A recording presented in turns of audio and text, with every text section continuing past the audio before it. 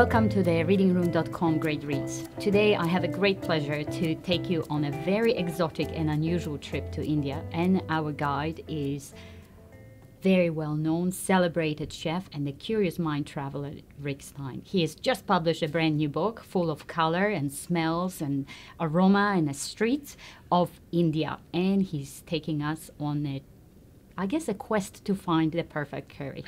Welcome to the Reading Room. Hello. Your cookbooks, all of them actually, are a result of a very extensive research, and many of them are also results of some amazing trips, which I'm sure abound in amazing food. How do you decide what recipes make to the final version? That's an interesting question. How do we choose the recipes? I work with a home economist, so I don't do it all on my own, but basically I do all the creative stuff, she does the sort of charts and things. So you've got to sort of like make sure that the book is balanced, and basically this book is worked out in terms of, the chapters are street food, vegetarian cooking, chicken, meat, seafood, and puds. So you've got to make sure that you've got enough recipes going in each thing, and you've got to make sure that, for example, most of the meat dishes in India are dishes for lamb, or in fact it's goat, it's mutton. So you can't have too many of those. You can't have too many chicken dishes. You can't have too many dishes for prawns, because these are all the things that keep coming up. And also you've got to balance the style of cooking. I mean, there's various different types of curries. I mean, in fact, as far as I'm concerned, I would say curry was in my use of English from the UK is just a generic term to describe the whole of the cooking of the subcontinent. So you've got to have like, obviously wet curries where you've got a lot of, as the Indians call it, gravy, but you also want to what I call dry curries where the gravy is really, really cooked down so that it concentrates and sort of almost clings to the meat or the fish. I'm thinking in terms of, in Indonesia, it'd be a dish like beef rendang, where everything's concentrated, or a dish that's a few dishes in the book, like chicken korma or the chicken pasandra, both from Lucknow, where again the sauce is cooked down so it's really clinging to the meat. And then you want your sort of very dry roasted dishes from the tandoor oven.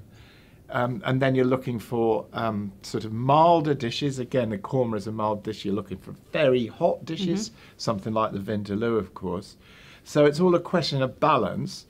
And also, in my case, because there's a TV series to go with it, I have to sort of take on board most of the dishes which are cooked on camera. But sometimes, if they're particularly frightful, I won't put them in the book. And what's really useful now is that because of the internet, I can actually transfer the recipes that didn't quite make it into the book online.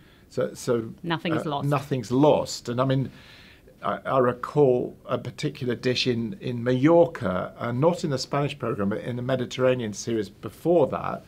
I did a lamb dish which came from the mountains of Mallorca, and I didn't put it in because it was so simple. It was just basically a few vegetables, beer, cook the lamb in a very slow oven, and it was probably the most popular dish on the series. I didn't put it in the book. So that cost me, because me and my PA had to send out endless recipes by post. Now, you have been a professional chef and cooked for many, many years, and you traveled for a long time. This was not your first trip to India. Have you discovered any new spice, new cooking technique, new dish that really surprised you during this last trip? I have discovered quite a few things, and I think it's just the more time you spend there, the more you see the different styles of cooking, the way people cook things. I think if you think really cooking vessels, there's a type of dish in the UK, probably here, called a karai. There's also a dish called a balti. Both of those actually don't refer to the ingredients in the dish, it's to the way it's cooked. And I bought back a karai, which is a sort of round-bottomed dish with two handles. I don't know, but curries always taste better in it than anything else. Ingredients, yes. there's a particular astringent fruit, dried fruit, a bit related to the mangosteen from Kerala, from Mangalore, from Goa, called kokum, which I hadn't really come across before, and it's the same thing as tamarind. It's got that sort of really acidic taste, but they smoke the kokum, and that in a dish is fantastic.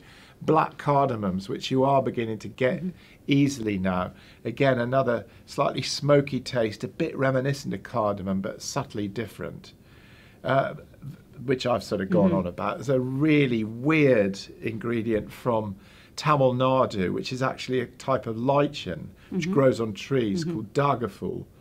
And it's sort of got a flavour, it's extraordinary, but it's something like cinnamon. But basically it's just flakes, and when you buy it, there's still bits of wood bark on it, which I'm sort of fascinated by. So yeah, it's been a really interesting trip from that point of view, but also something like common yogurt, or yogurt as you call it here.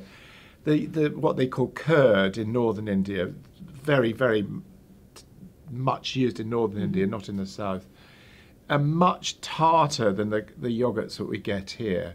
So you taste that in a curry and it's much more acidic. Also maybe mustard as well. In Bengal, Calcutta, they use a lot of mustard, not just seeds, but crushed mustard, and they use mustard oil.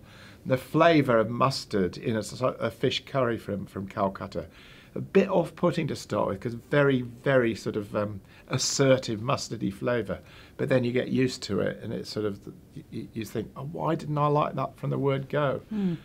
So yes, it was a wonderful opportunity to get to know specific flavours. Another one, I could go on forever, but there's another one, black salt, which comes from some mountains quite near Calcutta again.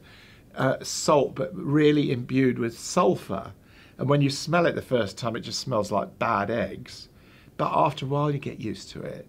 And in bars in India, you get roasted peanuts with black salt on them, and a beer, a Kingfisher beer combination, cannot be beaten.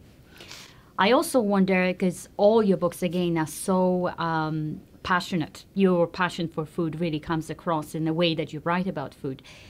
I wonder if you had a chance to cook a meal for one person, and it could be some person from the past, who would that be and what would you cook? I'd probably cook it for long in the past, but there's a French author called Brillat Savarin, a lot of French dishes have been named after him, who wrote that for the first time tried to scientifically understand how taste works. What particular flavours, how we respond to them. And he did it in a sort of scientific way, but it didn't work like that, because he was sort of very keen on having dinner parties and always imagining the sort of people he'd like to have to dinner parties, but always anticipating how the flavours of what was being cooked, because I don't think he did a lot of cooking himself, but his chef was cooking.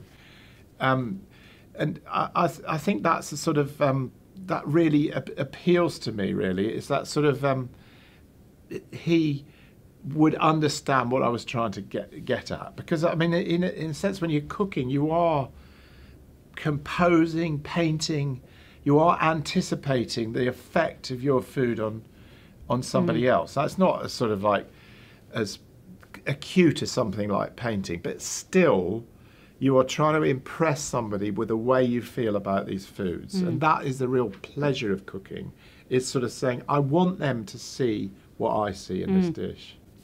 I just was going to ask you one more quick question.